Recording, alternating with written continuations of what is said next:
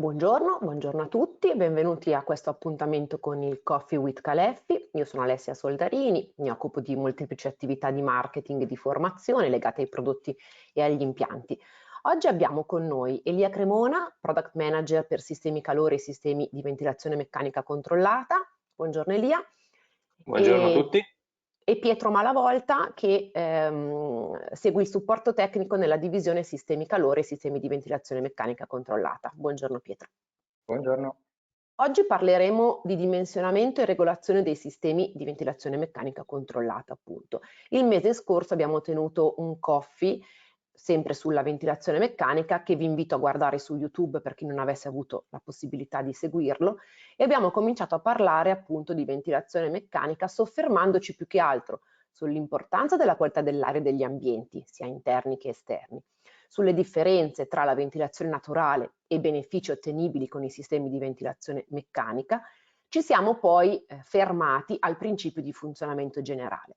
Oggi vogliamo invece approfondire maggiormente il dimensionamento e la gestione di questi sistemi, quindi vogliamo proprio presentarvi i criteri di progettazione e le strategie di regolazione possibili.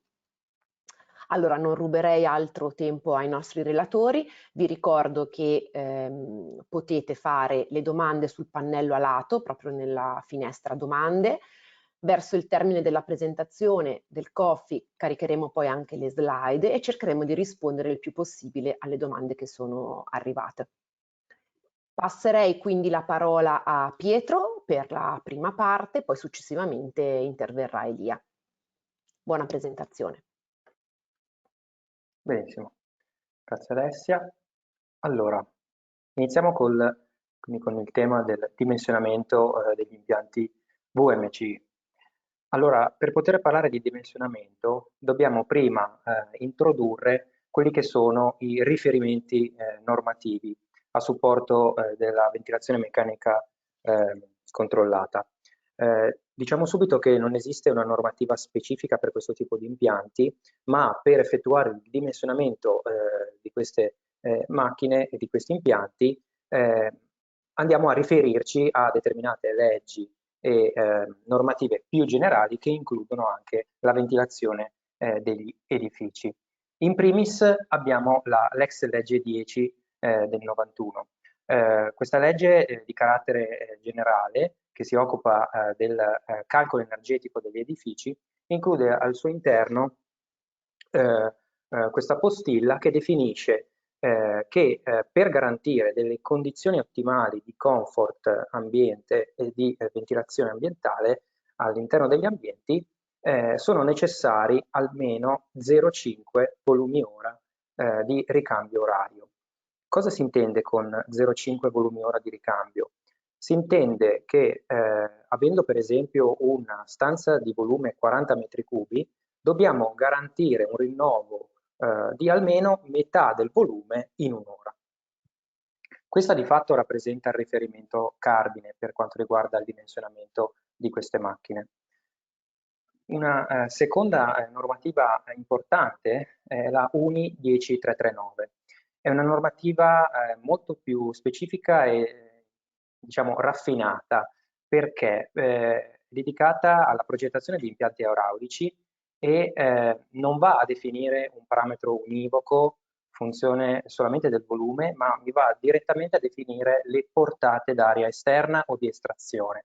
Portate che vengono definite in funzione della destinazione d'uso, quindi ambienti civili, collegi, alberghi, pensioni e quant'altro. Nel caso di edifici residenziali, il numero da considerare è 40 metri cubi ora a persona, quindi è necessario effettuare un rinnovo con aria esterna di almeno 40 metri cubi ora per persona.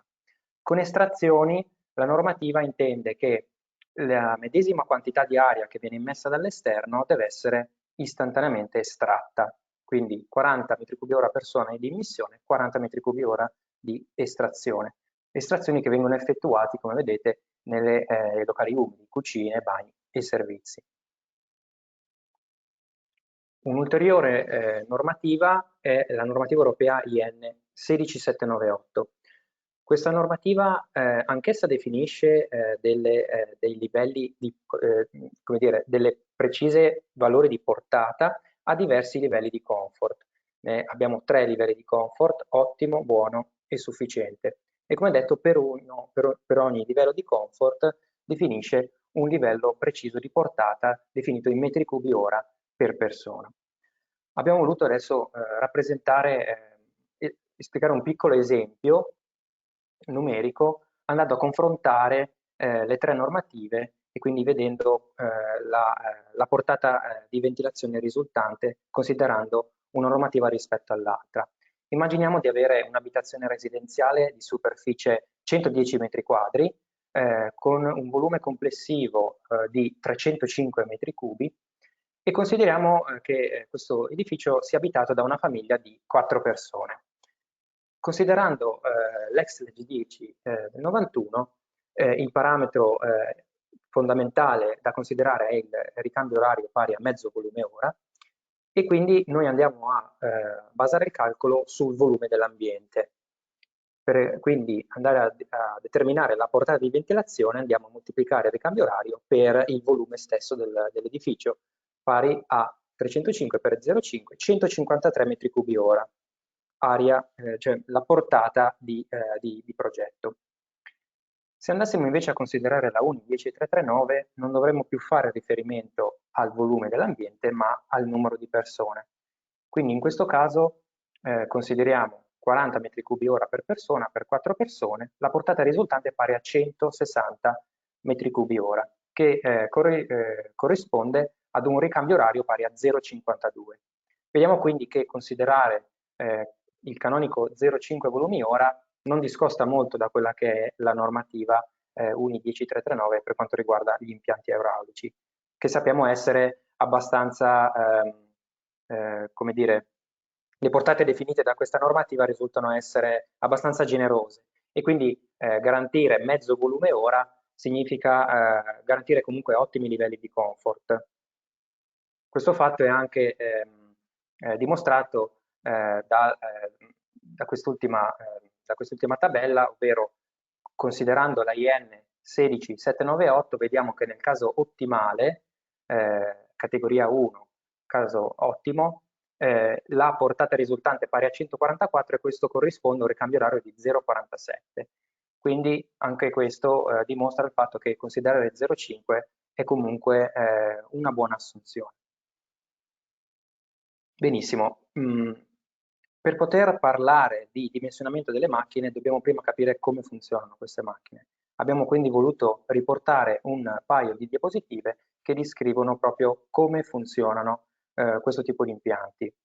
Il funzionamento degli impianti VMC canalizzati può essere descritto tramite 6 fasi principali. Abbiamo la prima fase, che è rappresentata dal prelievo dell'aria esterna. Ovviamente dobbiamo prelevare aria pulita, pulita dall'esterno, quindi dobbiamo collegare la macchina che si trova all'interno con l'esterno tramite delle canalizzazioni di aria primaria.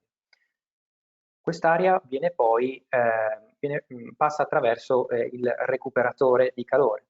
Il recuperatore di calore permette di andare a recuperare, come dice la parola, il calore dall'aria estratta dai locali umidi. In questo modo andiamo a preriscaldare o a preraffreddare, preriscaldare d'inverno, preraffreddare d'estate, l'aria che andiamo a prelevare dall'esterno. L'aria prelevata dall'esterno viene poi, oltre ad essere purificata e filtrata, viene distribuita all'interno dei locali. Il sistema di distribuzione è costituito principalmente da canalizzazioni primarie di diametro importante che trasportano l'intera portata elaborata dalla macchina. È costituito da plenum di distribuzione, da canalizzazioni secondarie che invece collegano i plenum di distribuzione alle singole zone e quindi trasportano meno portata e quindi anche il diametro delle stesse tubazioni è inferiore rispetto a quelle primarie. E poi abbiamo le bocchette ambiente che permettono di diffondere l'aria all'interno dei singoli locali. Ovviamente avremo il flusso di immissione, quindi il cosiddetto rinnovo dell'aria, che si effettua nei locali definiti nobili, ovvero tutti quei locali nel quale la gente trascorre la maggior parte del tempo. Stiamo parlando di camere da letto, soggiorni e anche alle volte cucine. L'estrazione dell'aria avviene invece nei locali umidi, locali dove è presente un elevato contenuto di umidità. Pensiamo agli stessi bagni per via di una doccia o alle stesse cucine per via della combustione dei cibi e quant'altro. Quindi una volta che l'aria viene distribuita nei locali di rinnovo, effettua il suo lavaggio delle stanze e poi viene riestratta tramite le bocchette di estrazione. Il passaggio seguente è, diciamo, all'inverso rispetto a prima, ovvero l'aria compie un processo inverso. Passa di nuovo attraverso tutta la rete di distribuzione, in questo caso di estrazione, passa attraverso l'unità VMC che contiene al suo interno il recuperatore, cede il proprio calore all'aria che preleviamo dall'esterno e poi viene espulsa all'esterno. Possiamo quindi semplificare il circuito dell'aria, il percorso dell'aria, come un 8 con incrocio all'interno della unità VMC. Entriamo adesso nel vivo della progettazione di questi sistemi. Parlando, cioè dobbiamo innanzitutto andare a determinare quella che è la portata di progetto. Questo è il primo passo fondamentale. La determinazione della portata di progetto ci permette anche di andare a identificare quella che è la taglia della macchina stessa. La taglia della macchina dipende direttamente dal volume dell'ambiente da ventilare. Considerando il caso riportato nell'immagine, il volume degli ambienti da ventilare risulta essere pari a 300 metri cubi. Calcolo semplice, 11 metri di larghezza, 10 metri di profondità per 2,7 metri di altezza, circa 300 metri cubi. Qual è quindi la portata di ventilazione necessaria da garantire? È pari a questi 300 metri cubi per mezzo volume ora. Quindi dicevamo prima, il criterio di dimensionamento è quello di considerare un tasso di ricambio pari a 0,5 volumi ora, criterio che è stato dimostrato che soddisfa i requisiti tipici di un'abitazione residenziale e permette di mantenere delle condizioni di comfort ottimali. Permette quindi di mantenere aria pulita all'interno dell'abitazione e permette di estrarre gli inquinanti e il carico interno di umidità. In questo caso la portata di progetto risulta essere pari a 150 metri cubi ora. Vi chiederete, ma quale macchina dobbiamo scegliere? Allora, dipende tutto dalla portata nominale della macchina. Solitamente le macchine lavorano a diversi livelli di portata. Solitamente sono tre, abbiamo una portata d'aria massima, una portata d'aria nominale e una portata d'aria minima. Quella da considerare per il dimensionamento è la portata d'aria nominale. Questa portata d'aria costituisce solitamente il 70% della portata massima. Ok, quindi in questo specifico caso la macchina selezionata è una AIR 111.000.250 che mi elabora 250 m3 ora alla portata massima e in condizioni nominali 175 m3 ora, che vediamo essere leggermente superiore rispetto alla portata di ventilazione. Quindi di fatto qual è il criterio? Selezionare una macchina che abbia una taglia, che elabori una portata nominale uguale o maggiore della portata di progetto. Ulteriore criterio di progettazione è il posizionamento delle bocchette. Il posizionamento delle bocchette, oltre a determinare la lunghezza delle stesse tubazioni, va anche a determinare proprio il comportamento della ventilazione all'interno dell'edificio. Infatti un corretto posizionamento delle bocchette è vitale per una distribuzione omogenea dell'aria in ambiente. Per quanto riguarda il piano orizzontale, è vitale la posizione delle bocchette di mandata. Abbiamo due diverse alternative. Una situazione chiamata A, nel quale la bocchetta di mandata si trova nei pressi della porta d'ingresso della zona. Quindi immaginiamo di voler installare la bocchetta di immissione nella camera matrimoniale. Dove la installiamo? La installiamo vicino alla porta. Vicino vuol dire nei pressi, può anche essere al di sopra della porta, a fianco. Questo tipo di installazione garantisce minor lunghezza delle canalizzazioni, ovviamente, perché avendo una macchina posta in posizione baricentrica rispetto alle stanze, raggiungere le porte d'ingresso significa avere minor lunghezza delle tubazioni. Di contro, però, abbiamo il rischio di cortocircuitare il flusso dell'aria. Cosa vuol dire? Che l'aria che viene immessa in ambiente rischia di essere bypassata perché abbiamo delle bocchette di estrazione, magari nelle vicinanze, che la aspirano e quindi non possiamo effettuare un corretto lavaggio della stanza. Quindi il lavaggio della stanza risulta essere scarso. Qual è l'alternativa? È quella di andare a posizionare le bocchette di immissione nell'angolo opposto rispetto alla porta d'ingresso. Questo garantisce certamente un efficace lavaggio della stanza perché l'aria ha modo di invadere completamente tutto il locale. Di contro però dobbiamo raggiungere sempre gli angoli opposti, quindi le canalizzazioni risultano essere più lunghe e quindi questo vuol dire più tubazioni, più perdite di carico, più prevalenza da fornire. Per quanto riguarda il piano verticale, il discorso è analogo.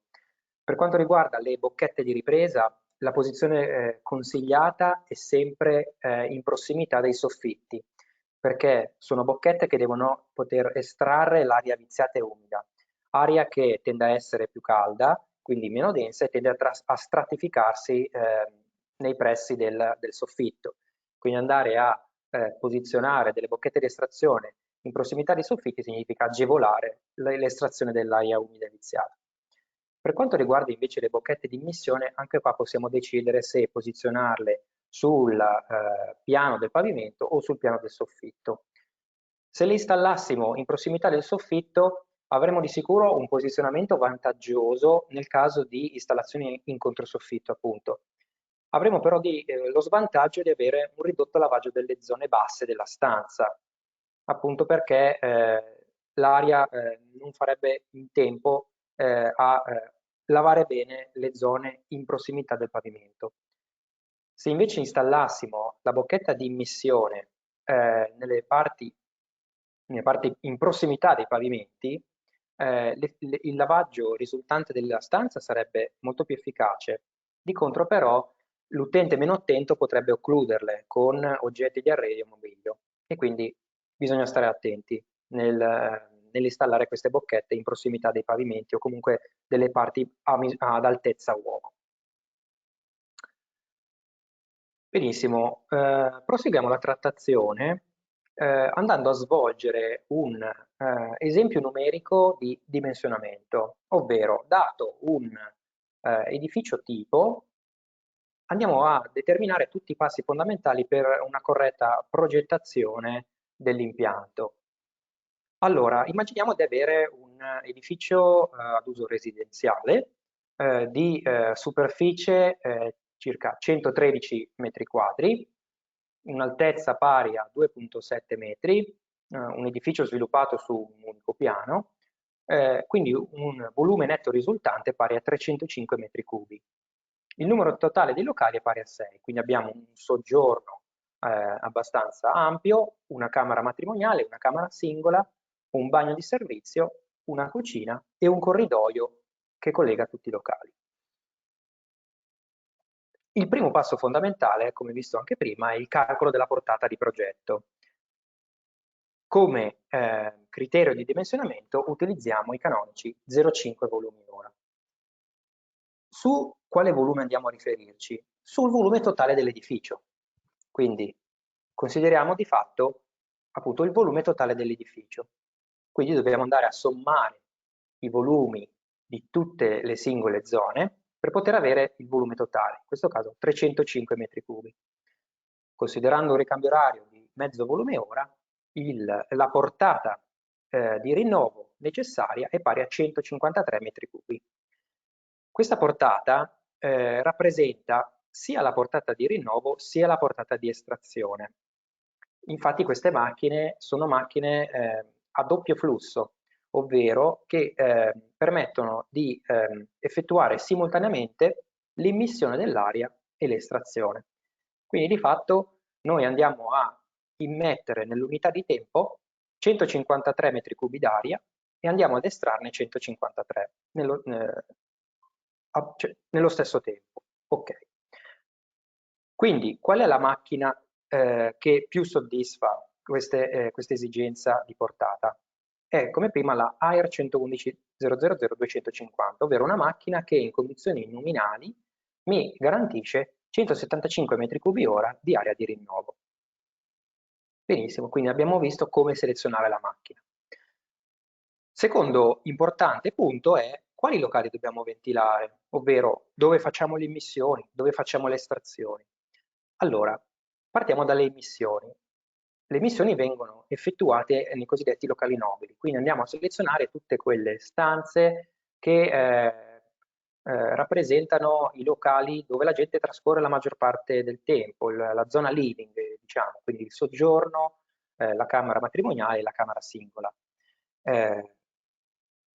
Identifichiamo poi quelli che sono i locali umidi, ovvero tutti quei locali dove è presente un importante carico di umidità, i bagni e in questo caso l'intera cucina. Avremo poi dei locali dove non posizioneremo nessun tipo di bocchetta. Sono i cosiddetti locali di transizione, solitamente i corridoi o i disimpegni. Questo tipo di locali permettono solamente un passaggio dell'aria dalle zone di immissione alle zone di estrazione. Benissimo, avendo identificato quindi i diversi tipi di locali, andiamo a calcolare adesso le portate effettive per ciascun tipo di locale, considerando sempre in questo caso una portata totale di ventilazione, che in questo caso coincide con una portata totale di immissione pari a 153 metri cubi ora. Allora, il calcolo delle portate si basa sul volume della singola stanza, ovvero abbiamo il volume di ogni singola stanza, in questo caso di immissione.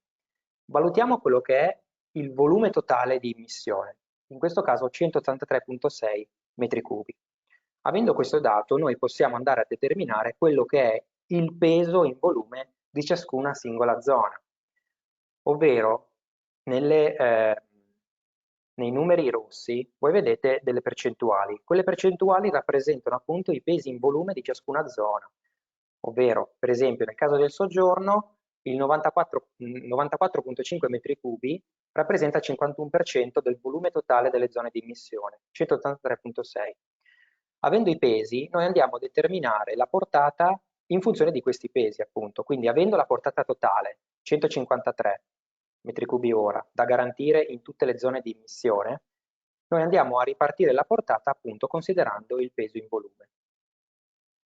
Discorso analogo vale nel caso delle riprese, ovvero andiamo a valutare quello che è il volume di ogni singolo ambiente, valutiamo il volume complessivo dei locali di ripresa e andiamo a ripartire le portate in funzione appunto del peso in volume. Quindi facciamo somma dei volumi di ripresa, le portate di ripresa appunto calcolate in funzione dei volumi dei singoli ambienti. Benissimo, avendo determinato quindi le portate dei singoli ambienti, andiamo a determinare il numero di canali. Dobbiamo determinare quindi il numero di tubi necessario per trasportare l'aria all'interno dei singoli locali. Di fatto, avendo adesso le portate, sarà questo il parametro necessario per andare a determinare il numero di canali. Ipotizzando di andare ad installare delle tubazioni di aria secondaria a diametro DN75, che sono quelli più comunemente utilizzati, andremo a determinare in primis il numero di canali teorico e poi un numero di canali effettivo. Il numero di canali teorico dipende dalla portata massima ammessa da ciascun tubo, ovvero nel caso del DN75 la portata massima ammessa è pari a 30 metri cubi ora. vuol dire che avendo una portata, per esempio nel caso della cucina, di 101,7 metri cubi ora, saranno necessari 3,4 canali teorici. Se noi infatti andiamo a rapportare 101,7 fratto 30, che è la portata massima ammessa per ciascun tubo, otteniamo 3,4 canali teorici. Ovviamente dobbiamo considerare il numero intero e quindi facendo un arrotondamento per eccesso otteniamo quelli che sono i canali effettivi per ciascuna singola stanza. Questo vale per le riprese come vale per le immissioni. Avendo quindi il numero di canali effettivo, andiamo a determinare in ultima battuta quello che è la scelta del plenum, quindi quello che è il plenum di fatto. In questo caso avremo un plenum con numero 6 canali allacciati, 4 nel caso della ripresa, 4 per la cucina e 2 per il bagno, per esempio. In questo specifico caso abbiamo 6 canali per la ripresa, 6 canali per l'immissione.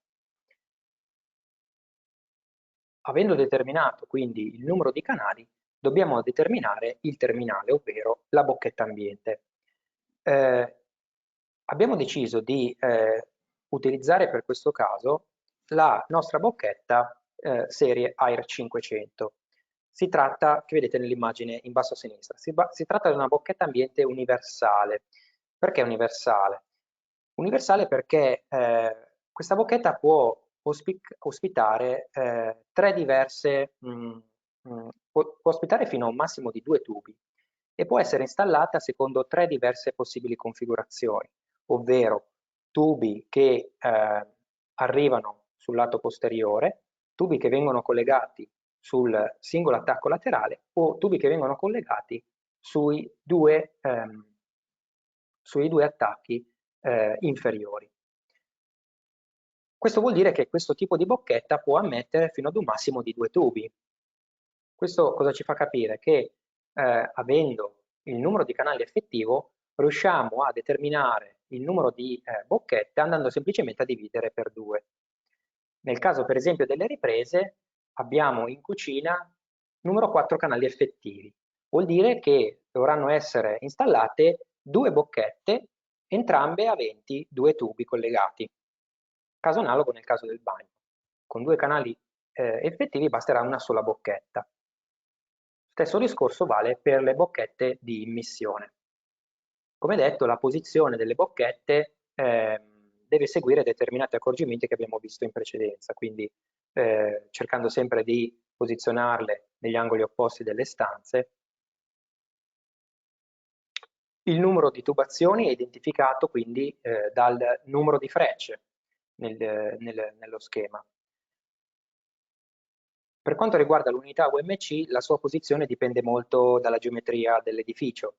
In questo caso abbiamo voluto posizionarla nei pressi dell'ingresso per poter avere una posizione agevole per la presa dell'aria esterna e l'espulsione dell'aria esterna, che rappresentiamo in questo disegno. Abbiamo poi i plenum di distribuzione, numero 2, uno per il canale di immissione, uno per il canale di ripresa. Per quanto riguarda il canale di immissione vedete che è leggermente più lungo, perché in questo caso si tratta di un plenum silenziatore, un plenum ovvero che ospita al suo interno dei setti silenzianti che permettono di attenuare notevolmente quella che è la propagazione del rumore.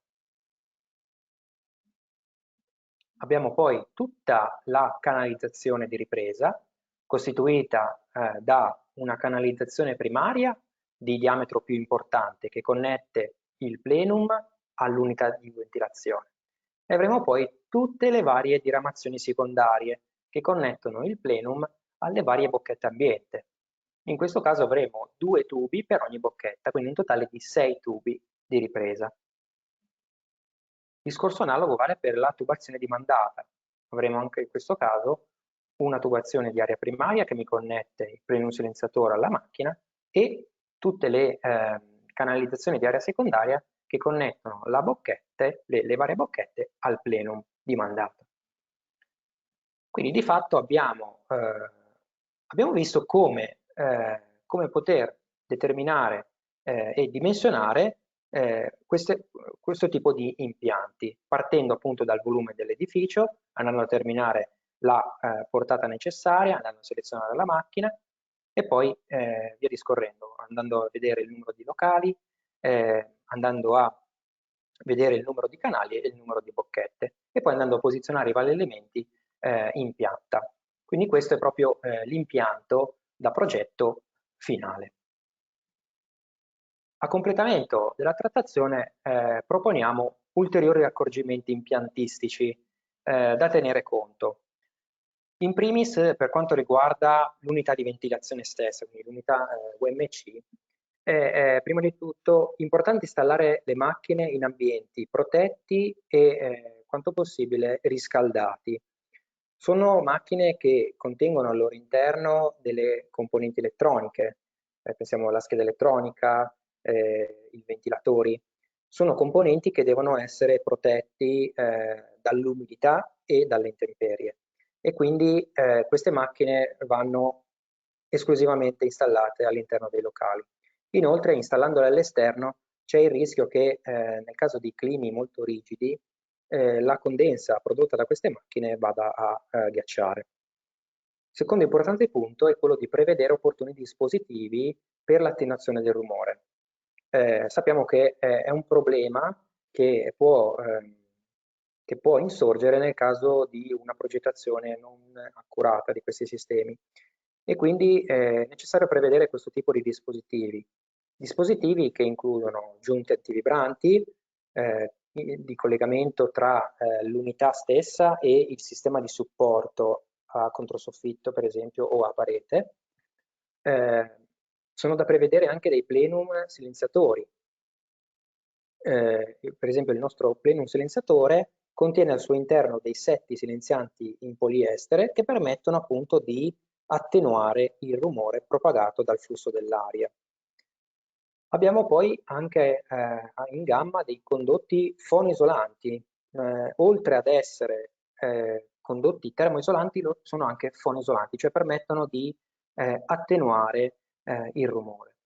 Ricordo anche che le nostre macchine sono coibentate internamente con poliuretano espanso a celle aperte che consente una prima barriera di propagazione del rumore.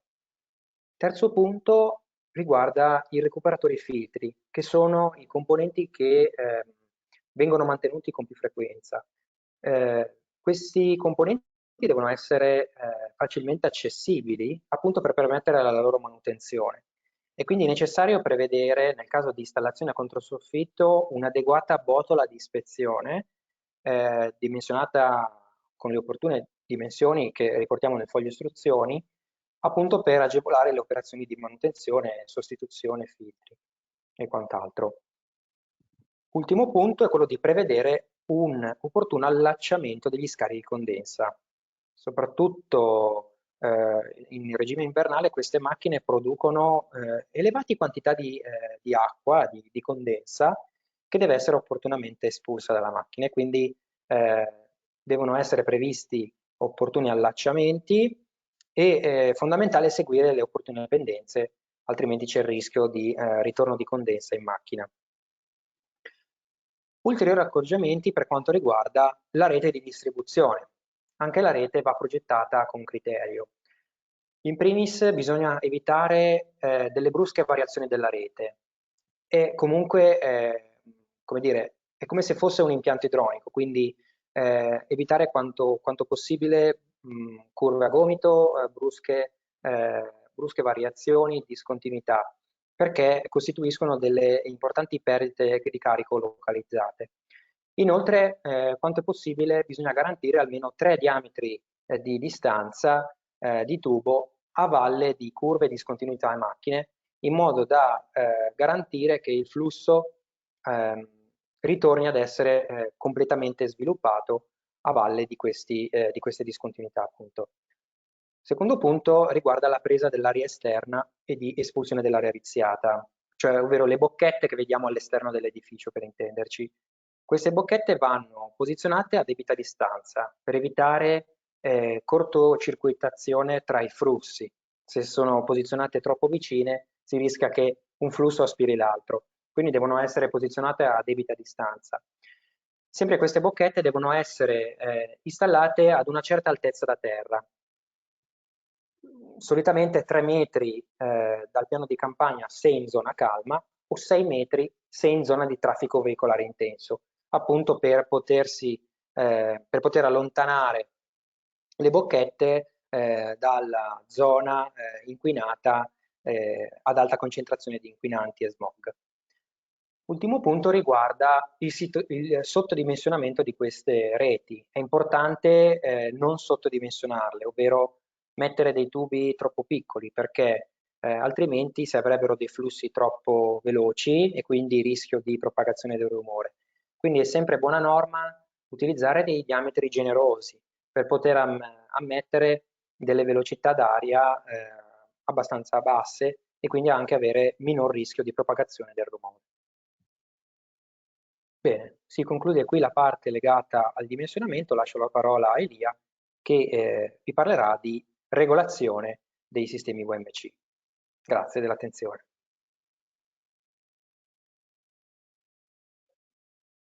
Perfetto, grazie Pietro. Mi confermate solo che si vede correttamente la proiezione? Sì, penso stia grazie, perché non la vedevo. presentando Ok, tu, Elia. Sì, prego. Perfetto, allora riprendiamo il discorso parlando di regolazione. Aspettate perché credo ci sia un piccolo problema. Ok, scusatemi, ci siamo. Dunque, nella seconda parte del webinar vogliamo parlare con voi degli aspetti legati invece alla regolazione degli impianti di ventilazione meccanica controllata. Cosa significa regolare in questo caso? Beh, significa gestire correttamente le portate che elabora la nostra unità VMC all'interno del nostro impianto domestico. Per parlarne, anzitutto facciamo una piccola distinzione su quello che sono le tipologie di ventilatori presenti in queste unità, perché sono gli organi che che ci permettono di elaborare le portate d'aria sia in estrazione che in immissione, e di conseguenza è importante fare una piccola distinzione per poter capire meglio come agiscono le regolazioni della macchina. La prima tipologia, che è quella anche abbastanza più diffusa, sono i ventilatori più tradizionali, quindi quelli a velocità costante, e vedete qui riportata la curva tipica di funzionamento di questi ventilatori. Quindi tipicamente sono ventilatori che hanno 3 velocità, minima, media e massima, e vedete che la portata elaborata rispecchia un andamento tipico con curve di questo genere, quindi sostanzialmente una prevalenza che aumenta al diminuire della portata e viceversa. Bene, che cosa succede quando si utilizza un ventilatore di questo tipo? Facciamo un piccolo esempio. Se consideriamo due impianti che hanno la stessa necessità a livello di portata di progetto, quindi li chiamiamo impianto A e impianto B, di cui però l'impianto A è caratterizzato da una maggior lunghezza delle canalizzazioni e presenza di un maggior numero di curve di raccordo, quindi maggiori perdite di carico. Se andiamo, aiutandoci col nostro grafico, a rappresentare quella che è la curva caratteristica di funzionamento dei due impianti A e B, l'impianto A ha delle perdite di carico più elevate rispetto all'impianto B, come vediamo dal diagramma. Di conseguenza la portata effettiva elaborata dalla macchina con un abbinamento a questo tipo di ventilatori a velocità costante risulta essere dipendente dalle caratteristiche stesse dell'impianto. Quindi, esempio, considerando la macchina che ha un ventilatore impostato con una velocità media, le portate effettive di funzionamento si trovano nell'intersezione tra queste curve, cioè tra la curva di funzionamento del ventilatore a velocità media e le curve caratteristiche dei due impianti. Quindi, logicamente, dovremo poi andare a sistemare, a correggere le portate per riportarci alla portata di progetto obiettivo con degli opportuni accorgimenti a livello impiantistico. Quindi dovremo andare a bilanciare le nostre bocchette di estrazione e di immissione. Una seconda tipologia di ventilatori è invece quella a commutazione elettronica a portata costante, che hanno delle curve differenti, che sono quelle che ad esempio vedete rappresentate qui. Quindi sono ventilatori che grazie alla loro tecnologia di funzionamento interna sono in grado di modulare la loro velocità di rotazione con l'obiettivo di mantenere i livelli di portata costanti in maniera indipendente da quello che è la caratteristica dell'impianto collegato, quindi della distribuzione dell'impianto collegato. Qui in questo diagramma vedete ad esempio la distinzione tra 3 livelli di portata, Eco, Normal e Boost, che sono i 3 livelli tipici a cui associamo le nostre unità VMC delle serie Caleffi, Air 111 ed Air 112. E come vedete c'è un tratto verticale in cui questo tipo di ventilatori sono in grado di mantenere il livello di portata costante. Se riprendiamo l'esempio precedente, quindi i due impianti A e B con le caratteristiche di avere la stessa necessità di portata di progetto, ma una distribuzione con maggiori perdite di carico, diciamo, per l'impianto A, in questa situazione, abbinandoci a questo tipo di ventilatore, la procedura di bilanciamento è di gran lunga semplificata, perché è il ventilatore stesso che ci aiuta già a riportarci in una prima fase alla portata di progetto nominale, quindi quella che dovrebbe corrispondere o dovrebbe essere quantomeno vicina alla portata identificata come norma. Quindi in questo caso vedete che sia l'impianto A che l'impianto B lavorerebbero esattamente alla stessa portata. Ovviamente cambierà la prevalenza che il ventilatore dovrà elaborare. Le serie Air 111 ed Air 112 Caleffi hanno al loro interno questa tipologia di ventilatori, quindi ci permettono di semplificare la procedura di messa a punto e bilanciamento dell'impianto di ventilazione meccanica. Ora, abbiamo voluto fare questa introduzione anche perché la regolazione dei sistemi VMC passa attraverso la regolazione corretta delle portate. Quindi di fatto possiamo passare da una portata di funzionamento eco in quelle situazioni in cui non abbiamo una grande esigenza di ventilazione e cerchiamo anche quindi di risparmiare consumo energetico, oppure all'opposto situazioni in cui abbiamo bisogno di ventilare maggiormente perché il carico di inquinanti negli ambienti interni è per qualche motivo aumentato, quando ad esempio si cucina oppure ci sono molte persone in casa, piuttosto che quando si effettuano le docce, si crea umidità e così via. Quindi andare a regolare significa cambiare quando e dove serve la portata di ventilazione della macchina. Per fare questo, infatti, vengono tipicamente associate alle unità VMC dei dispositivi di controllo. Anche questi possiamo fare una distinzione di massima, anche dal punto di vista del possibile raggiungimento sia del comfort che dell'efficienza energetica più o meno ampia. Una prima tipologia di controllo è quello di tipo manuale, quindi quella più semplice anche, che permette di regolare le portate di funzionamento tramite l'azione diretta dell'utente che va a selezionare in funzione delle sue esigenze la velocità di funzionamento della macchina. Ovviamente è il controllo più semplificato e logicamente dipende anche dalla percezione stessa dell'utente, quindi non è detto che si riesca a raggiungere l'ottimale comfort e anche la massima efficienza energetica.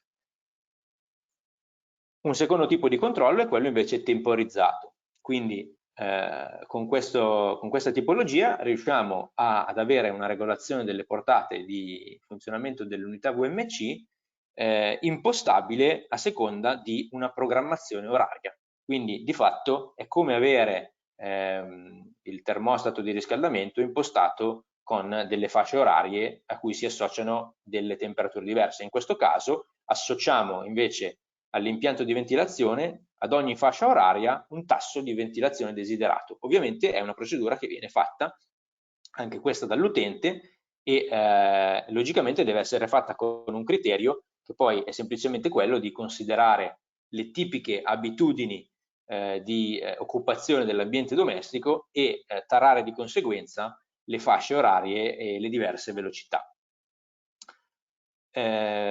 Infine, i controlli di tipo più evoluto sono i cosiddetti controlli di tipo ambientale, che permettono in questo caso invece una regolazione completamente automatizzata delle portate della VMC.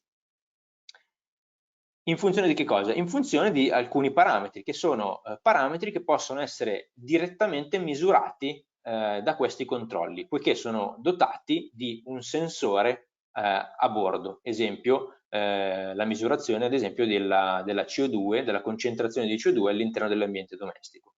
Maggiore la concentrazione, maggiore sarà la portata di funzionamento che questo tipo di controllo andrà automaticamente ad impostare sulla macchina.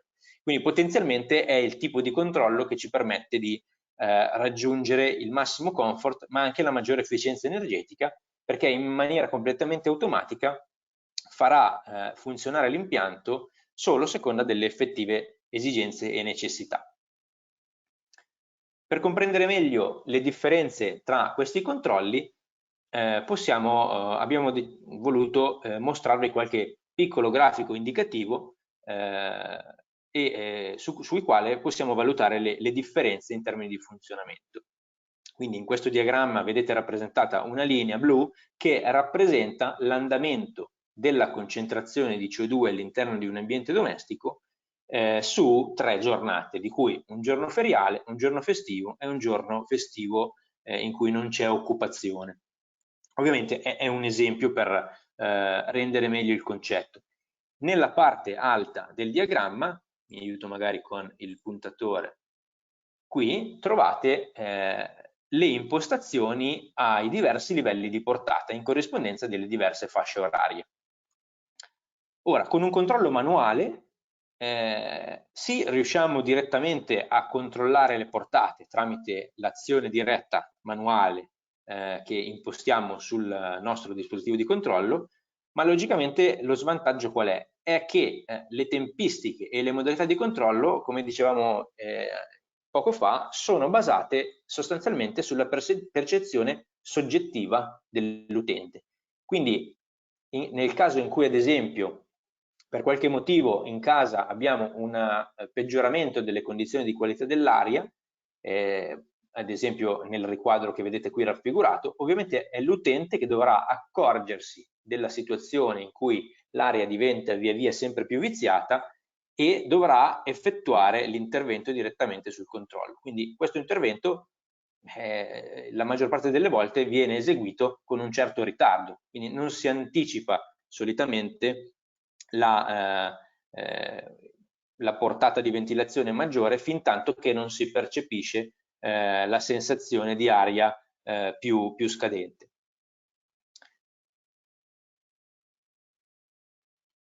La seconda tipologia è il controllo temporizzato, quindi anche qui vedete nel grafico sempre l'andamento del parametro relativo alla qualità dell'aria, che abbiamo deciso sempre di mostrare la concentrazione di CO2, e vedete che qua in alto l'utente è andato a programmare, a seconda delle sue abitudini tipiche, tassi di ventilazione differenti a seconda degli orari. Quindi ad esempio al mattino, in corrispondenza del risveglio e della colazione, si va a impostare una portata normale. Nelle situazioni in cui non c'è occupazione in casa oppure di notte durante l'orario notturno, si va a far lavorare la macchina al minimo, perché sono tipicamente situazioni in cui la ventilazione può essere abbassata.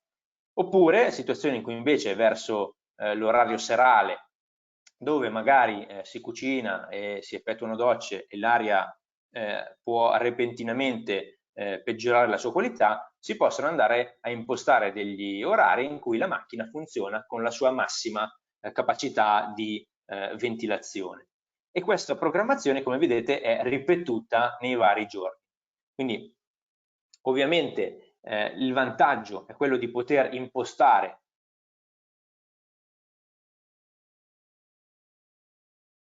le portate a seconda delle abitudini. Logicamente però è un profilo di ventilazione che è impostato a priori, quindi laddove c'è un evento non contemplato, ad esempio nella giornata che vedete qui evidenziata fuori casa, un'assenza imprevista può ad esempio comportare un consumo energetico superfluo, perché si va a mantenere lo stesso profilo di ventilazione con delle portate che in realtà non sono, sono maggiori di quella che è la reale necessità, quindi si va a ventilare anche quando non c'è effettiva necessità, e di conseguenza questo è logicamente uno spreco energetico.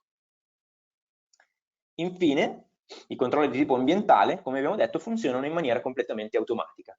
Ad esempio, quelli dotati di sensore che misura la concentrazione di CO2 vanno a modulare la portata di funzionamento della macchina in funzione dell'effettiva concentrazione stessa di CO2. Quindi è un profilo di ventilazione che non è fatto a priori, ma semplicemente si basa su un'effettiva misurazione all'interno degli ambienti. E come vedete questo ci permette potenzialmente il maggior comfort interno, grazie al fatto che con questo tipo di controllo, quando si ha un impianto correttamente dimensionato, è molto più facile mantenere in maniera continua i parametri ambientali entro i corretti limiti. E al contempo vengono gestite anche le situazioni in cui non c'è effettiva necessità di ventilazione. Ad esempio nel giorno fuori casa la concentrazione di CO2 rimane pressoché costante e bassa, e di conseguenza la macchina, come vedete, andrà a lavorare sempre al tasso di ventilazione minimo, così da effettuare sì un ricambio d'aria in casa, ma al minimo valore necessario. Quindi un piccolo esempio che riassume i diagrammi visti finora, considerando ad esempio un'abitazione residenziale, un piccolo appartamento di 70 metri quadri, una famiglia di 3 persone, e un'unità VMC di taglia piccola, quindi il nostro codice che vedete qui riportato, quindi una macchina che ha capacità di elaborare al massimo 150 metri cubi ora. Ovviamente il potenziale risparmio ottenibile dipende dalla tipologia di controllo stesso che andiamo ad abbinare alla macchina. Un controllo manuale, un controllo temporizzato, se opportunamente programmato, ci permette già di ridurre diciamo, il consumo energetico. Un controllo ambientale ancora di più ci permette di massimizzare quello che è sia il comfort interno che minimizzare il consumo energetico. Bene, infine parliamo velocemente di quello che è un'altra strategia di cui dispongono la maggior parte dei sistemi di ventilazione meccanica controllata, che è la modalità di funzionamento in free cooling. Ora vediamo di capire meglio che cos'è, come funziona e quando può essere sfruttato.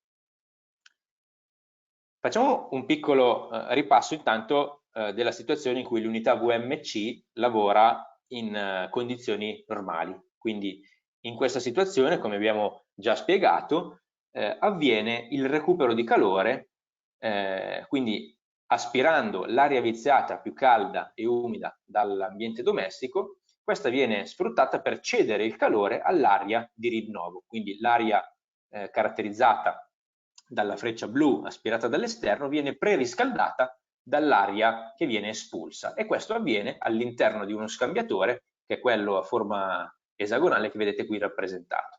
Quindi questa è la condizione di funzionamento tipica della VMC. Ci sono però periodi dell'anno in particolare in cui l'aria esterna già si trova in condizioni ottimali in termini in particolare di temperatura. Quindi in queste situazioni possiamo far funzionare la macchina in free cooling, e in questa situazione in particolare viene attivato un bypass all'interno della macchina, e come vedete i flussi cambiano in questo modo. Quindi esiste un canale dedicato di bypass che viene aperto o chiuso tramite un'apposita serranda comandata dall'elettronica della macchina, e come vedete il flusso blu che viene preso dall'esterno non passa più attraverso il recuperatore, ma viene direttamente immesso in ambiente. E questo si può sfruttare in alcune situazioni favorevoli, ad esempio quelle in cui l'aria esterna è più fresca rispetto a quella interna. Ovviamente questa attivazione viene fatta solamente se sussistono le condizioni favorevoli, quindi l'aria esterna deve essere a una certa temperatura, non deve ad esempio essere troppo fredda, in quanto potrebbe esserci il rischio invece che aria esterna troppo fredda possa causare situazioni di discomfort invece.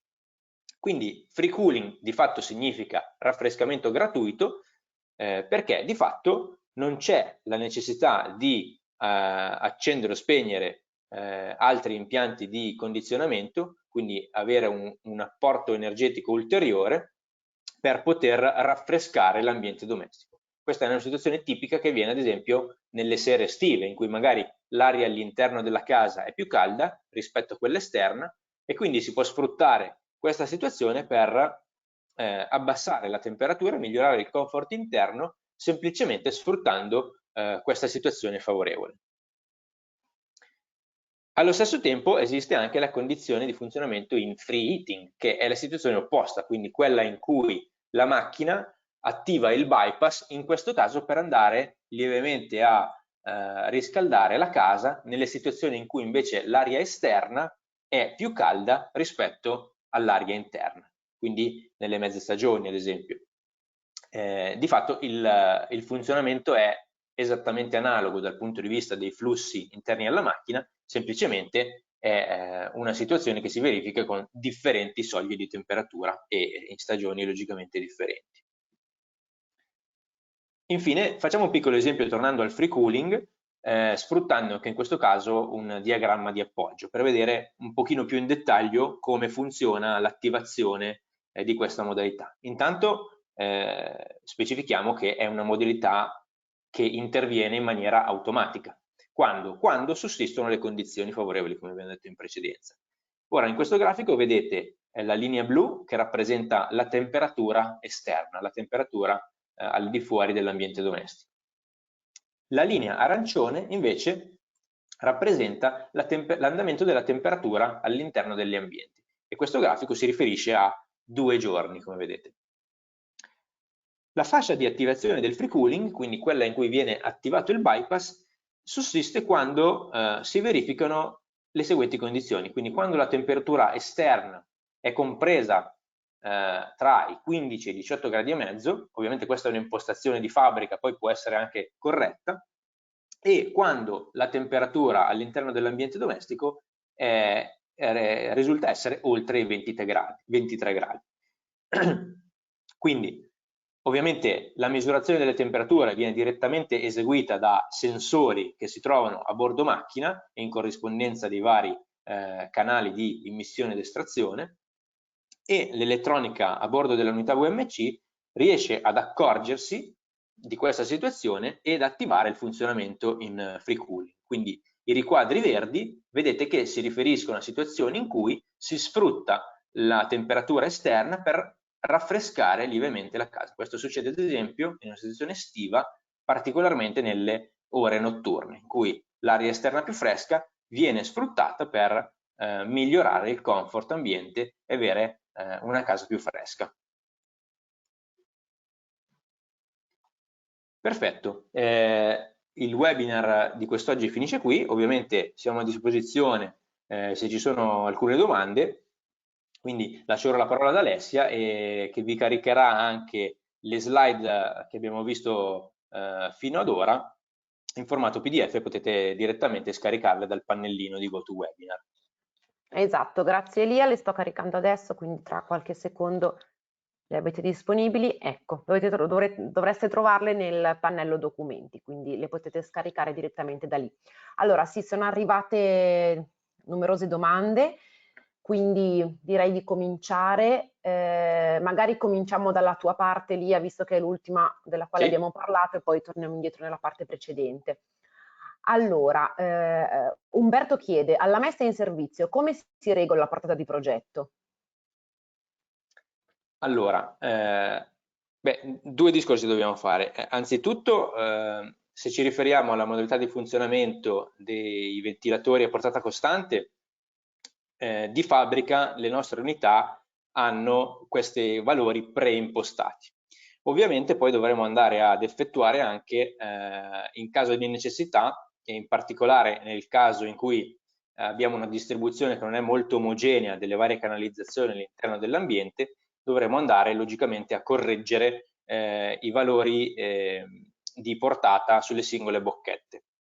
Bene, questo nel caso delle bocchette Caleffi può essere fatto tramite opportuni dispositivi di regolazione che permettono di creare, laddove è necessario, delle perdite di carico localizzate in modo tale da favorire il flusso corretto di portata, specialmente nelle bocchette che si trovano più in lontananza e caratterizzate da un percorso di tubazione più lungo. Quindi sono anelli di taratura di semplice utilizzo che possono essere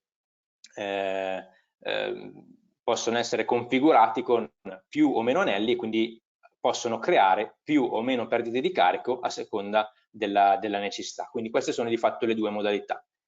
E c'è da dire che il fatto di avere questa portata costante aiuta molto in questa procedura. Perfetto. Parliamo di salubrità dei luoghi. È bene dare preferenza al controllo di umidità o a quello di CO2? Chiede Walter. Allora, è difficile dare una risposta generalizzata. Logicamente, probabilmente in una situazione di una cucina dove c'è grande produzione di vapore, quello può essere sicuramente un parametro più diretto da controllare. In altre situazioni in cui magari un controllo CO2 si riferisce più a un comfort, a un livello di comfort che può essere generalizzato per vari ambienti. Quindi dipende un po' da situazione a situazione. Direi che non c'è una risposta univoca a questa domanda. Ok. Salvatore chiede se il recuperatore a bordo recupera anche il valore entalpico o solo quello sensibile. E poi, vabbè, che efficienza ha il recuperatore? Sì, allora, lo potete vedere anche dalle nostre schede tecniche e dalla guida prodotti che era stata condivisa anche la volta scorsa. Al momento la gamma di unità VMC Caleffi è dotata a bordo di recuperatori di tipo sensibile, che hanno un'efficienza in condizioni di funzionamento nominale attorno all'80-90%. Logicamente l'efficienza dipende poi dal corretto dimensionamento della macchina, perché se andiamo a sottodimensionare una macchina logicamente perderemo in efficienza. Quindi questo è un fattore importante anche per la parte che abbiamo visto spiegata con Pietro. La scelta della macchina deve essere effettuata in funzione della portata nominale, questo soprattutto perché riusciamo in questo modo ad ottenere la massima efficienza dall'unità VMC scelta. Ok, allora proseguiamo. Qualcuno chiede se c'è un software di calcolo per ridedicare con le tubazioni e qui sì, posso rispondere, abbiamo un software per il dimensionamento direttamente sul sito Caleffi, è un'applicazione per calcolare anche i canali dell'aria e in generale per il dimensionamento dei vari componenti. Vuoi dire qualcosa tu, Elia, magari sui dimensionamenti? Ma sì, allora, sì, come abbiamo questo tool che ci permette di calcolare, diciamo, le perdite di carico distribuite delle canalizzazioni e anche delle perdite localizzate in generale, anche per l'aria. Trovate comunque anche sulle schede tecniche tutti quelli che sono i parametri, specialmente per le canalizzazioni, specifici dei modelli di tubazione che proponiamo nel nostro catalogo. Quindi il consiglio è anche di riferirvi alle schede tecniche Caleffi. Ok, perfetto. Marco chiede, posso controllare la macchina con più controlli oppure posso controllare più macchine con un unico controllo?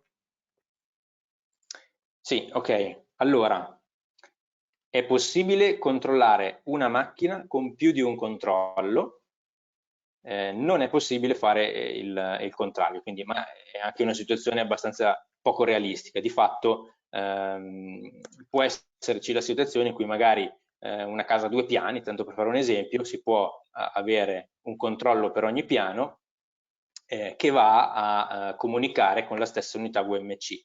Quindi di fatto l'unità VMC si comporterà a seconda dell'ultimo comando ricevuto. Quindi di fatto viene data priorità all'ultimo comando dato indipendentemente dal controllo associato alla macchina. Ok, parliamo di un altro argomento. Giancarlo chiede: esistono filtri sulle bocchette di ripresa per evitare fouling nei condotti fino allo scambiatore? Sì, rispondo io. Avevamo già parlato la volta scorsa, le nostre bocchette di ripresa possono essere equipaggiate con filtri comunque grossolani, ma che comunque trattengono la polvere di casa, da installare direttamente nella bocchetta. Perfetto. Faccio allora un altro paio di domande a Pietro, poi il tempo purtroppo sta finendo. Comunque a tutte le domande che avete fatto, quindi anche chi mi ha scritto domande e non ha avuto risposta adesso o per iscritto o a voce dai relatori, pubblicheremo poi tutte le domande in risposta sempre sul nostro sito, quindi troverete tutte le risposte pubblicate nei prossimi giorni. Pietro, ti chiedo, allora mi ero segnato qua,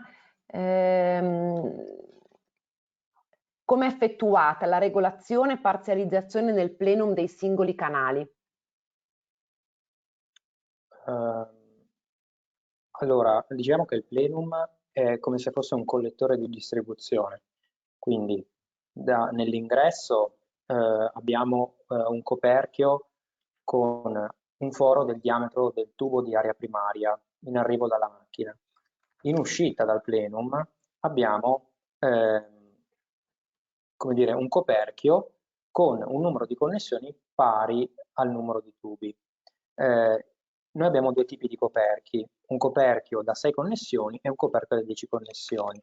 Quindi uno quando ha un numero di connessioni inferiore a 6 sceglie quello da 6, quando ha un numero di connessioni superiore a 6 sceglie il 10. La regolazione sul plenum di solito non si effettua una regolazione sulla bocchetta, in quanto è molto più agevole. Il plenum una volta montato e installato, diciamo che sì, si può accedere da un portello posteriore, però è un po' scomodo andare a regolare e andare a mettere il dispositivo di regolazione direttamente sul plenum. È preferibile metterlo sulle bocchette. Perfetto. Invece Giulio chiede: nel caso avessi un edificio con un locale sviluppato su 2 piani, quale volume considero?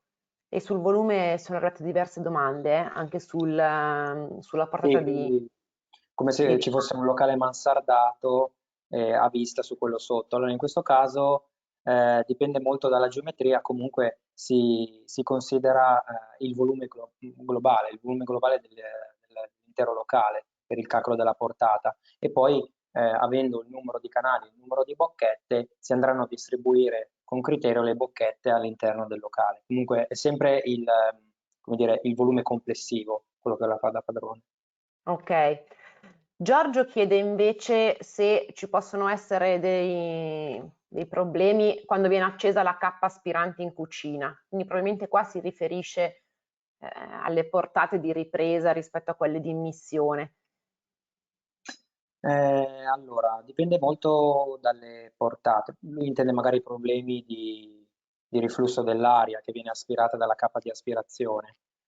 Mm, non credo sia un problema perché si tratta di portate comunque molto basse nei locali e flussi dell'aria abbastanza lenti.